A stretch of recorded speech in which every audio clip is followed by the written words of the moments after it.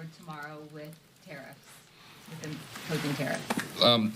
He's made very clear that he's doing this in the executive branch under his executive authority, and it doesn't involve Congress in that way.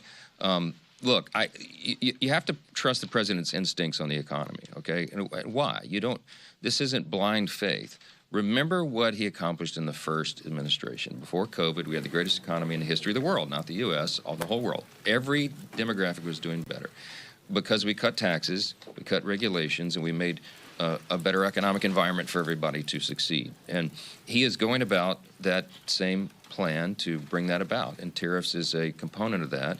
And we'll see how it all develops. I mean, the reciprocal tariff policy is one that makes a lot of common sense. I mean, you look at the trade disparity between many nations, and much of this began after World War II, and the rationale apparently was, well, we need to rebuild Europe, and America emerges as the great superpower, so we should have this imbalance. It's fair. It's, this is what we need.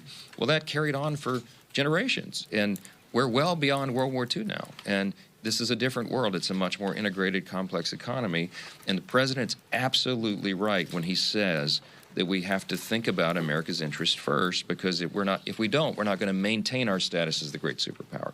And when he says, let's have free trade and fair trade, I think the reciprocal tariff policy makes sense. If somebody has 100+% tariff on imports of U.S. goods, and we have virtually nothing, why don't we settle that balance? If we raise and match their tariff policy, I think ultimately what happens is you get back down to a free trade agreement, that these countries that are engaged in this disparity, this raw deal for Americans for so long, it'll get their attention, and they'll, I think, reduce their tariffs on us. Then you get back to a free and fair trade situation. So, look, we'll see what happens. I think it's going to go forward, and it may be rocky in the beginning, but I think that this will make sense for Americans, and it will help all Americans.